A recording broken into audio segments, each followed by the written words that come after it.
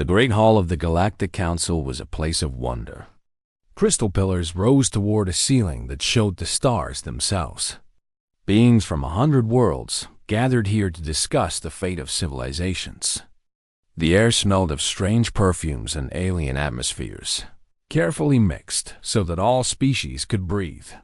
Ambassador Linda Cole walked through this magnificent space for the last time. Her footsteps echoed on the polished floor.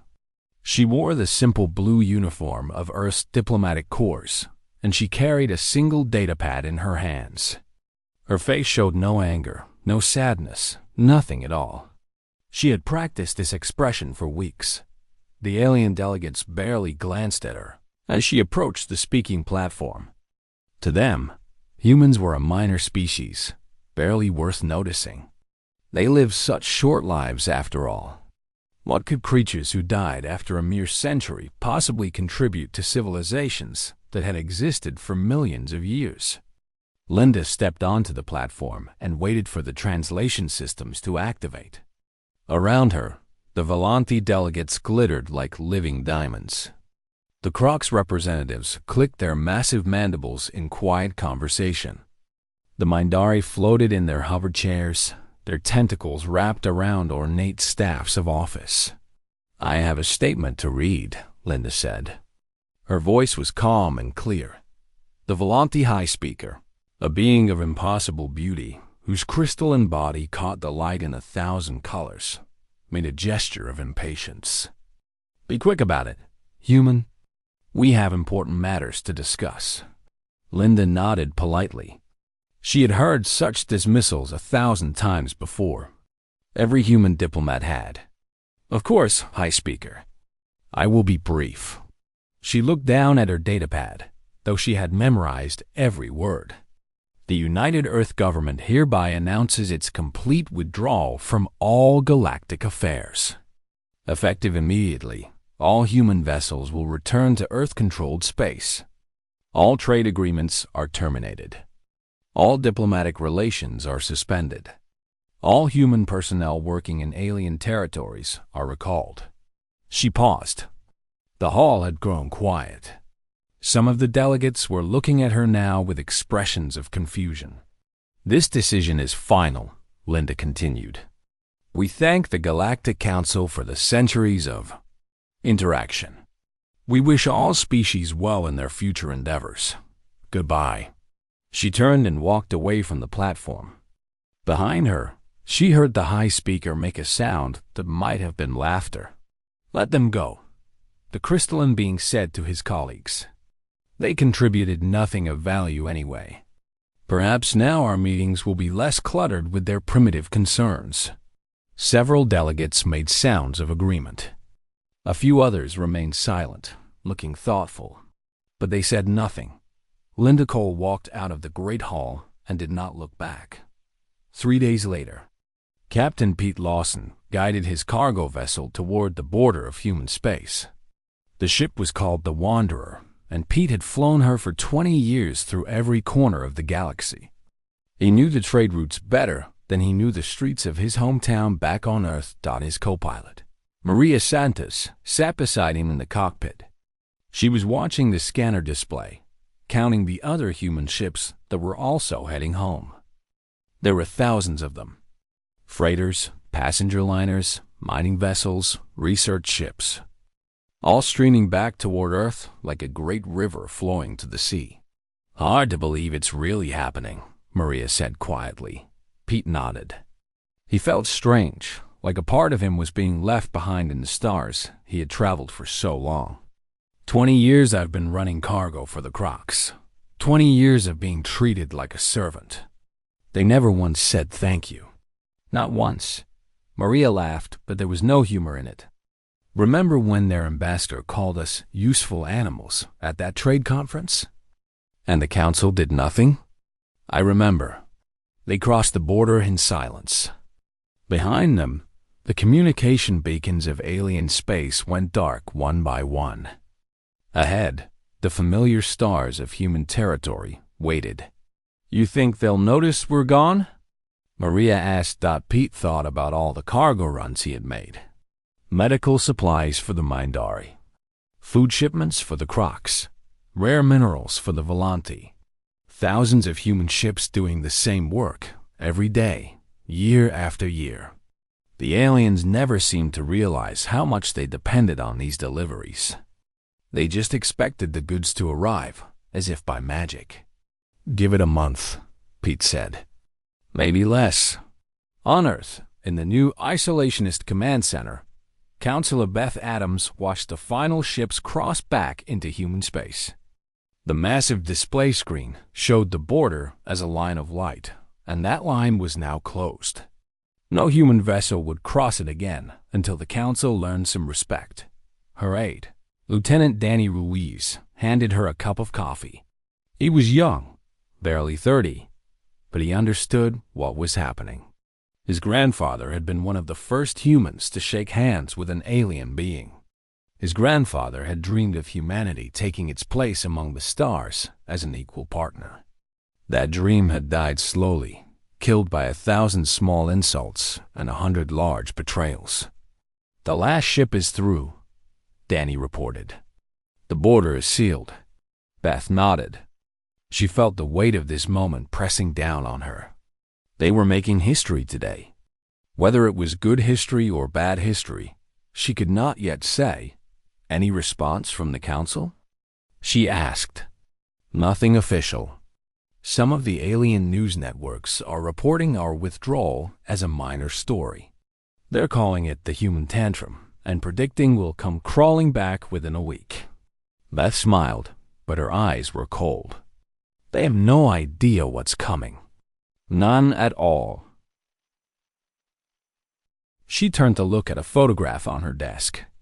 It showed her mother, who had worked as a translator for the Mindari for 30 years.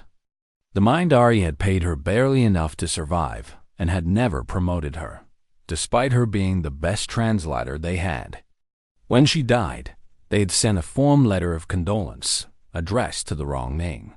"We built their world for them," Beth said softly. "We did the jobs they thought were beneath them.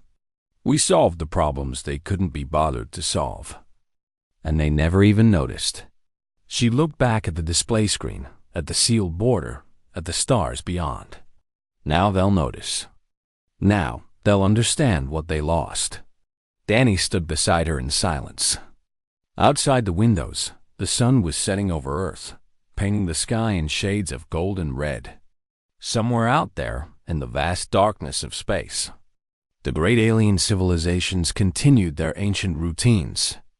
Confident in their superiority, they did not know that their world was about to change forever. It took less than 3 weeks for the first problems to appear. On the agricultural world of Verdant 7, a Crocs farmer named Dex Var walked through his dying fields and could not understand what he was seeing. The grain that had fed his people for generations was turning brown and crumbling to dust. The leaves fell from the stalks like tears. The soil itself seemed sick. Dex Var had farmed this land for 200 years. His family had farmed it for thousands of years before him. Nothing like this had ever happened. The weather was normal. The water was clean. The seeds were the same genetically perfect variety they had always used. He called the agricultural ministry. They sent inspectors. The inspectors called scientists. The scientists ran tests and found nothing wrong. Everything should have been working perfectly. But the crops kept dying. On the other side of Croc's territory, similar reports were coming in from a dozen other farming worlds. Then 100. Then 1,000. The great food production network that fed billions of Croc citizens was failing, and no one could explain why. A young scientist named Verisol finally found the answer. She had been studying the fertilizer compounds that all Croc's farms used, the special mixture that made their modified grain grow so fast and so strong. She traced the supply chain back through dozens of companies and subsidiaries. At the end of that chain, she found a human corporation. The fertilizer, she reported to her superiors. The special compound that makes everything grow. Humans manufactured it. The company was registered under a Croc's name, but humans owned it and ran it. When they left, they took the formula with them. Her superiors stared at her in disbelief. That is impossible. We would never depend on humans for something so important. We did not know we depended on them, Verisol replied. They did the work quietly. They never asked for recognition. And now they are gone. Meanwhile, on the Volanthi homeworld, a different kind of crisis was unfolding. The Volanthi were proud of many things, but they were especially proud of their faster-than-light communication network. It connected every world in their empire instantly. News, orders, personal messages, business transactions. All of it traveled at impossible speeds through a web of relay stations that spanned the galaxy. Now the network was failing. The relay stations required a rare isotope to function. This isotope was difficult to mine and even more difficult to process. For centuries, a small fleet of mining ships had traveled to the most dangerous corners of the galaxy to collect this precious substance. Those ships had been human. High Administrator Christ Hoth stood in the central communication hub of the Volanthi capital and watched the status boards turn red one by one. Relay stations were going offline. Entire sectors were losing contact with the homeworld. Messages that should have arrived in seconds now took hours, or did not arrive at all. Find human contractors to restart the mining operations, he ordered his staff. There are no human contractors available, came the reply. They have all returned to their own space. None of them are accepting work from us. Christoth felt something he had not felt in centuries. Fear. Then train our own people to do the mining, he commanded. His staff exchanged uncomfortable looks. The mining requires working in extremely hazardous conditions. Toxic atmospheres, extreme radiation, unstable gravity wells. Our people are not suited for such work. They never have been. That is why we hired humans to do it. The Volanthi had long lifespans. They could live for thousands of years if they were careful. And because they could live so long, they avoided danger. They did not take risks. They did not work in places where they might be harmed. Humans, with their short lives, had no such concerns. They worked in the dangerous places because someone had to.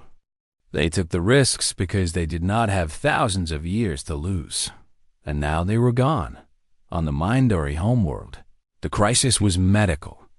The Mindari were masters of medicine, or so they believed. Their hospitals were the finest in the galaxy. Their doctors were the most skilled. Their pharmaceutical companies produced drugs that could cure almost any disease. But many of those drugs required ingredients that came from human-controlled space.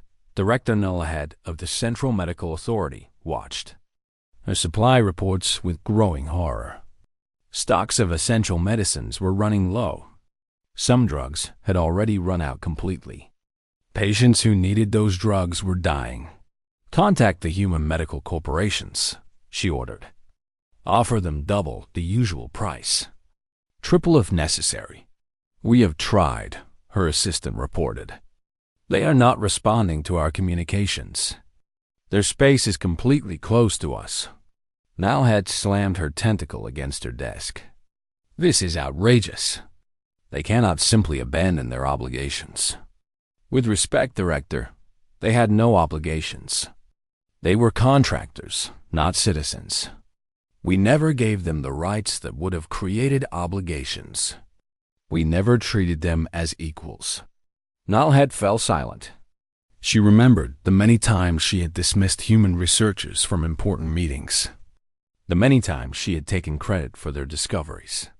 The many times she had told them, in polite but clear terms, that they should be grateful for the opportunity to serve the Mindari. Now those researchers were gone, and they had taken their knowledge with them. Back on Earth, Counselor Beth Adams received reports of the growing chaos with a mixture of satisfaction and sadness. She took no pleasure in suffering, but she knew this lesson was necessary. Lieutenant Danny Ruiz brought her the latest news.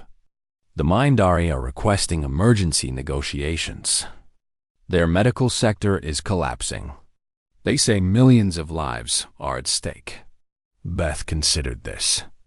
Millions of lives. Real people, even if they were not human, who would suffer and die because of decisions made by leaders who had never valued humanity. Tell them we are experiencing administrative delays in processing their request, she said finally. Danny raised an eyebrow. Those are the same words they used when we asked them for help during the plague of 2847. When 100,000 humans died waiting for medicines, they refused to share. I know, Beth said quietly. I know exactly what those words mean. She turned to look out the window at the stars. Somewhere out there, great civilizations were beginning to crumble. Somewhere out there, beings who had called humans primitive and worthless were learning the truth. They built their world on our backs, Beth said.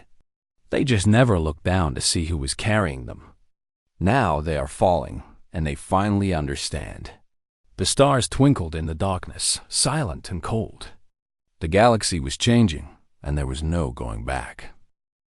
1 year after the withdrawal, a single ship approached human space. It was a small vessel, Delanthe in design, but stripped of all weapons and military markings. It moved slowly, broadcasting a continuous signal of peaceful intent on all frequencies. The message was simple. We come to talk, nothing more. The ship carried only one passenger. Kirith Saul, the journalist who had first revealed the truth about human contributions to the galaxy, had become something more than a reporter. She now represented a coalition of reformers from all 3 major species. Beings who understood what had happened.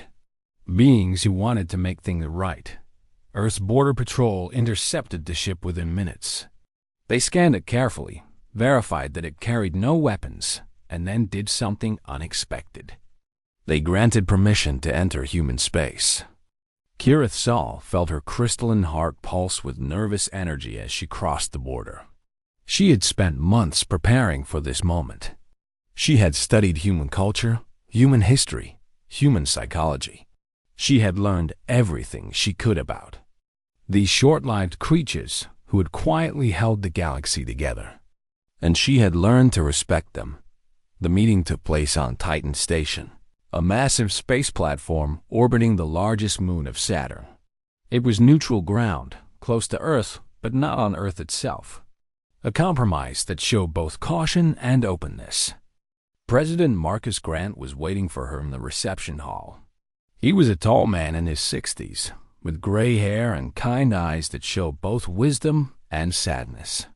Beside him stood Ambassador Linda Cole, the same woman who had delivered humanity's withdrawal announcement 1 year ago. She looked tired but calm. Kirith Saul approached them slowly, her crystalline body catching the light from the enormous windows that looked out on the stars. She had rehearsed what she wanted to say 100 times. But now, standing before these humans, she found that the practiced words would not come. I have spent this past year studying your people, she finally said.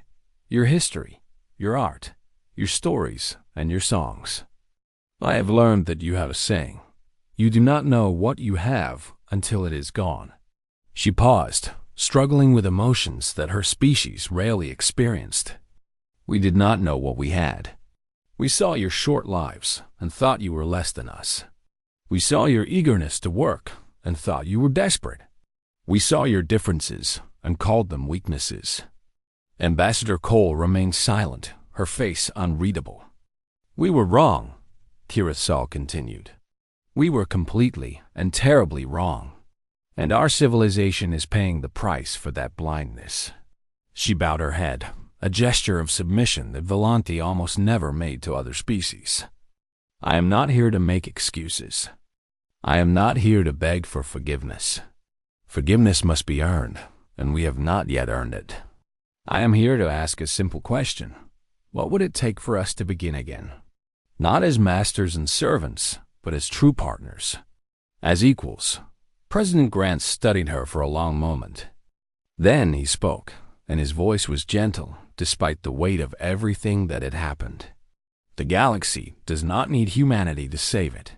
You are capable of rebuilding without us. It would take longer. It would be harder. But you could do it if you tried. Kurosawa looked up.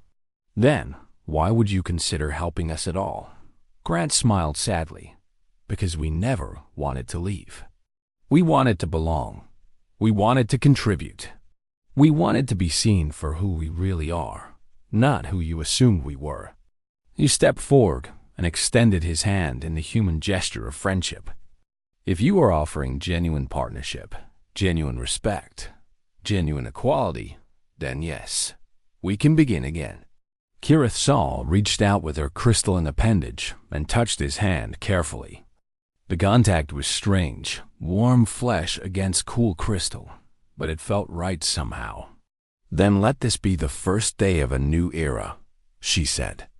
One where the galaxy learns to value not just power and long life, but heart and determination and the stubborn will to matter. The negotiations that followed were long and difficult.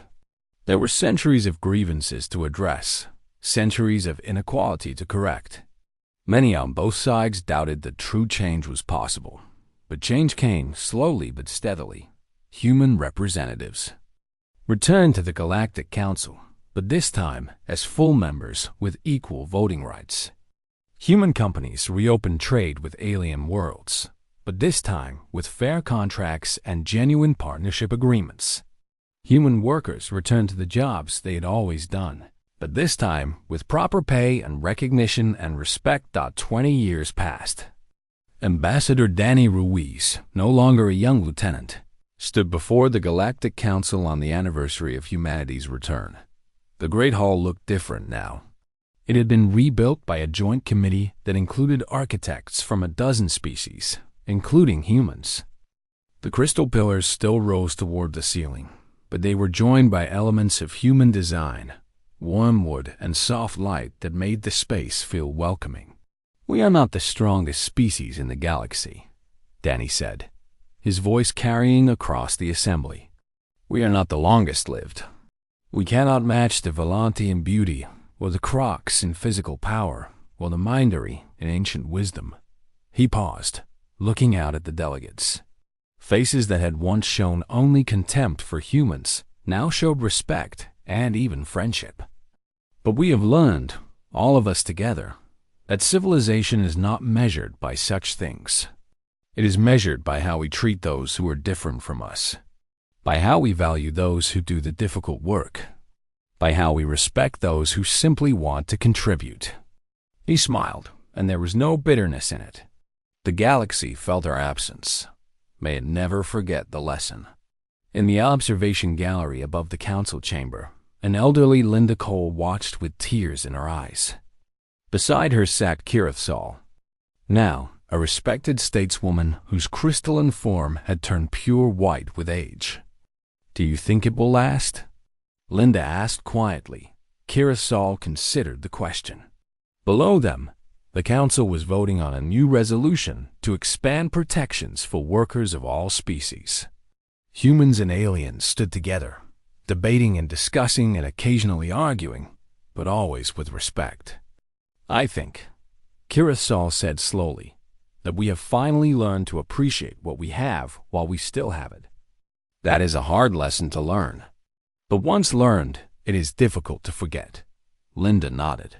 She thought of all the years she had spent fighting for human recognition, all the insults she had endured, all the moments when she had wondered if it was worth continuing. It had been worth it. Every struggle, every setback, every small victory had led to this moment.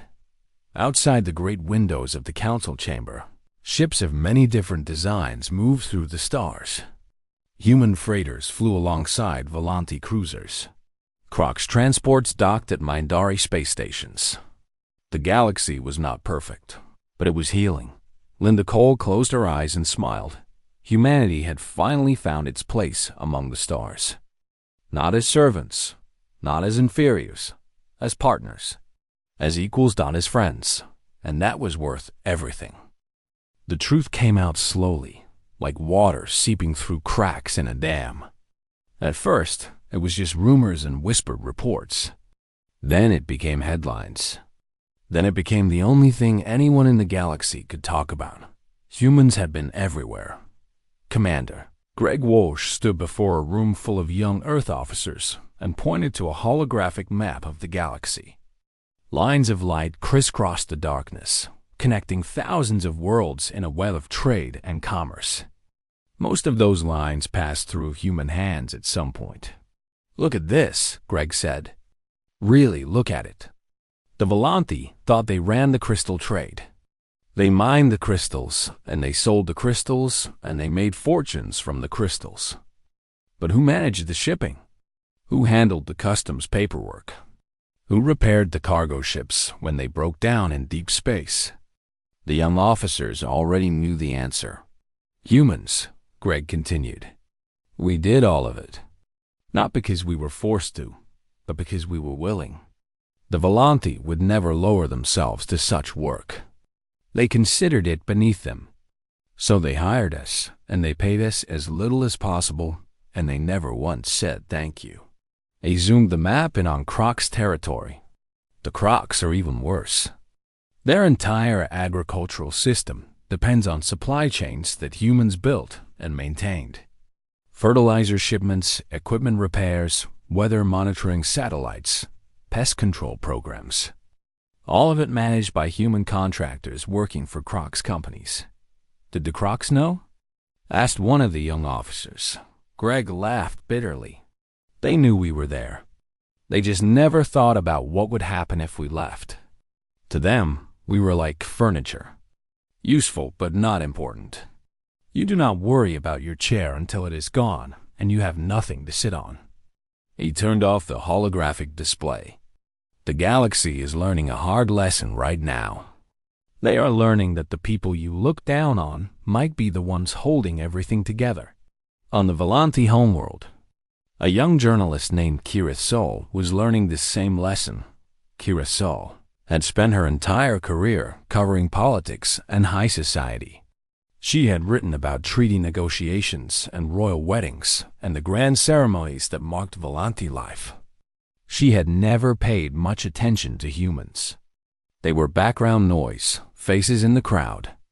Workers who came and went without, leaving any mark on history. Now she was writing a very different kind of story. She had started investigating when the communication network began to fail. She wanted to understand why such a critical system had broken down so quickly. The answer led her into a hidden world she had never known existed. Humans had been running the repair crews that kept the relay stations functioning. Humans had been piloting the ships that delivered replacement parts. Humans had been manning the monitoring stations that detected problems before they became disasters. And that was just the beginning. Kira Sol dug deeper. She found humans in the Volanthi banking system, managing transactions and preventing fraud. She found humans in the entertainment industry, working as cameramen and sound engineers and special effects technicians. She found humans in the government itself, serving as translators and analysts and advisors. None of these humans had held high positions. None of them had been famous or powerful. They had simply done their jobs quietly and efficiently, day after day, year after year, until they left. Kira Sol published her findings in a long article that shocked the Volanthi public. The numbers were staggering. Humans had been responsible for nearly 40% of all interspecies commerce, despite representing less than 3% of the galactic population. "We did not enslave them," she wrote. "We simply never noticed how much we depended on them." The article spread across the galaxy like fire. Other journalists began their own investigations. They found similar stories everywhere they looked. On the Mindori worlds, humans had been the primary workers in hazardous industries.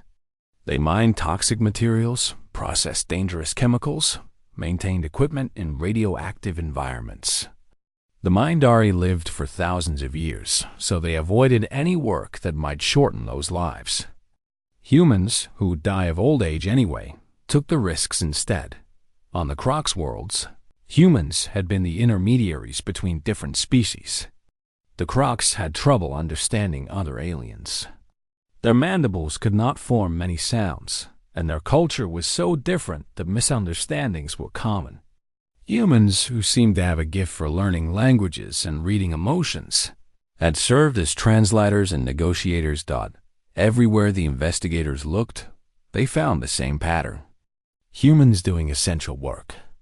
Humans solving critical problems. Humans keeping the machinery of civilization running. And everywhere they looked, they found the same attitude toward those humans. Dismissal. Contempt. A casual assumption that these short-lived creatures were barely worth noticing. On Earth, Admiral Claire Vega read the alien news reports with a mixture of emotions. Vindication, certainly. Sadness, too. And something else, something harder to name. She sat in her office, looking at a photograph of her grandfather. He had been one of the first human diplomats to make contact with alien life. He had been so full of hope back then. He had dreamed of a galaxy where all species worked together as equals. That dream had been crushed, slowly and painfully, over many years. The aliens had made it clear that humans would never be equals.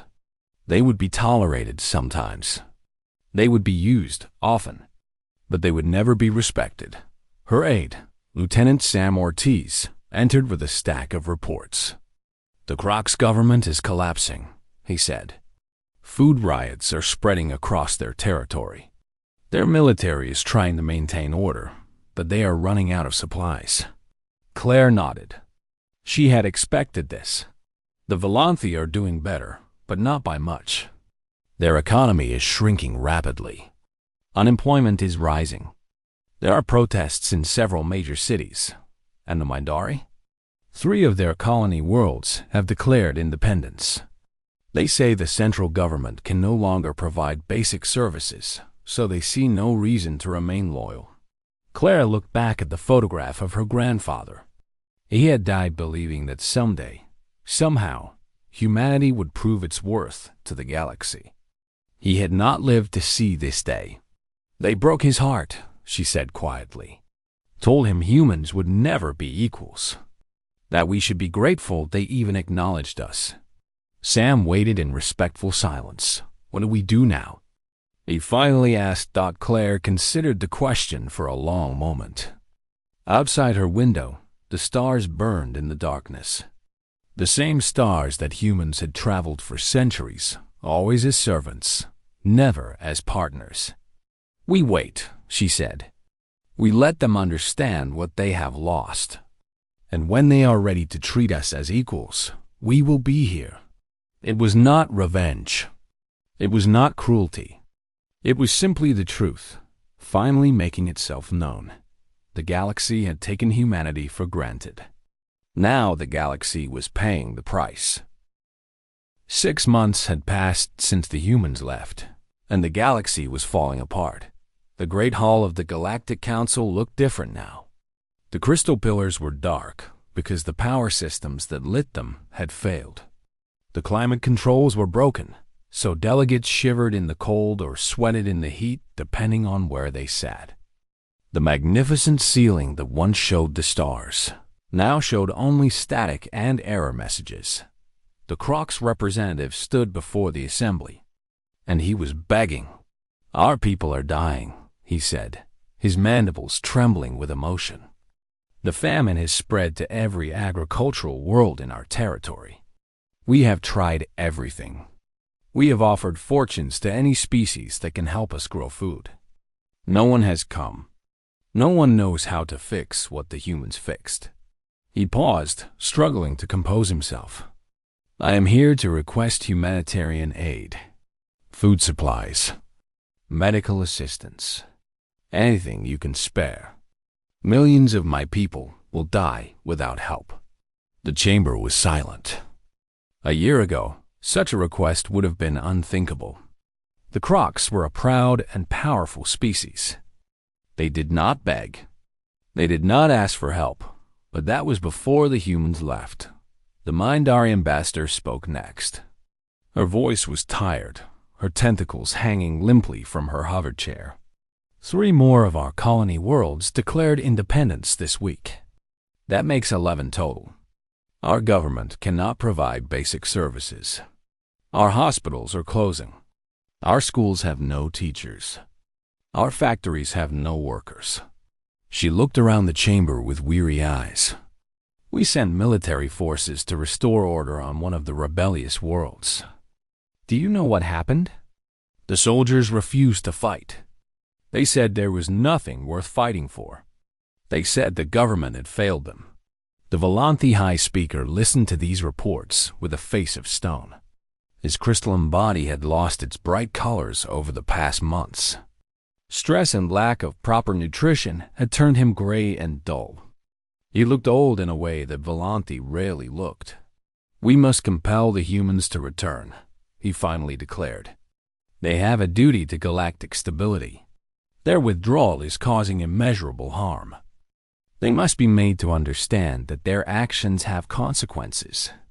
A new voice cut through the chamber. It belonged to Tavaren, a young Crocs delegate who had spent years studying at human universities on Earth. She had learned their languages, eaten their food, lived in their cities. She understood them in ways that most aliens never could. Compel them? She repeated. Her mandibles clicked in bitter laughter. With what exactly? With our mighty warships that cannot fly because humans refine the fuel they run on. With our advanced weapons that humans helped design and that we cannot repair without human engineers. She rose from her seat, her massive insect-like body towering over the other delegates. With our soldiers who cannot fight because they are too weak from hunger. Because our farms are dying and no one knows how to save them. The High Speaker glared at her. You forget your place, delegate. No, Tavaren said firmly. I remember my place very well. I am a Crocs who spent 10 years living among humans. I am a Crocs who learned that our supposed inferiors were actually holding our civilization together. I am a Crocs who's ashamed of how my people treated them. She turned to address the full assembly. We called humans primitive because they live short lives. 80 years, maybe 100 if they were lucky. We live for thousands of years, so we thought we were superior. Her voice dropped lower. But in those short lives, humans built things. They worked. They solved problems. They connected every corner of this galaxy with their trade routes and their cargo ships and their willingness to do the jobs we considered beneath us. She pointed at the broken ceiling, the dark pillars, the failing systems all around them. This is the result of our arrogance. We thought we were using them. We thought they needed us. We were wrong. We needed them, and we never even realized it. The chamber fell silent. Even the High Speaker had nothing to say. Tavaren continued. I have spoken with human leaders. Not officially, because our government refused to allow official contact. I spoke to them as a private citizen, as someone who remembered their kindness and their hospitality during my years on Earth. She paused. They do not hate us. That is the strange thing. After everything we did to them, all the insults and the discrimination and the contempt, they do not hate us. They are hurt. They are angry. But they do not hate. Then why will they not help us? Demanded the Mindari ambassador. Because we have never treated them as equals, Tavaren replied. Because we took their labor and gave them nothing in return except more demands. Because we looked at their short lives and saw only weakness, never understanding that those short lives taught them to value every moment, to work hard, to not waste time on pride and ceremony. She looked directly at the High Speaker. They will help us again. They want to help us. It is in their nature to help. But first, we must show them that things will be different. We must treat them as partners, not servants. We must give them the respect they have always deserved. The High Speaker's gray crystal face twisted with conflicting emotions. Pride warred with desperation. Ancient prejudice battled against the reality of collapse. "And if we do this," he said slowly, "if we offer them these things, they will return." "I do not know," Tavaran admitted. "I know only that it is the right thing to do. I know only that we were wrong, and that admitting our mistakes is the first step toward fixing them." Far away, on Earth, Admiral Claire Vega received a report about the council session. She read Tavaran's speech with interest. Here was someone who understood. Here was someone who might be able to bridge the gap between species. "What do you think?" asked Lieutenant Sam Ortiz. Claire considered the question carefully. She thought about all the years of insults. All the humans who had worked themselves to death in dangerous jobs for aliens who never thanked them. All the dreams of equality that had been crushed by alien contempt. She also thought about the future. Humanity could survive alone. They had proven that over the past 6 months. Their worlds were stable. Their economy was functioning. They did not need the galaxy, but did they want to be alone forever? "I think," Claire said slowly, "that we should wait and see." This Tavaran seemed sincere. But words are easy. Actions are what matter. Let them show us that they have truly changed, and then we can talk about the future. She looked out her window at the stars. "We are not cruel. We are not vindictive. But we are done being taken for granted.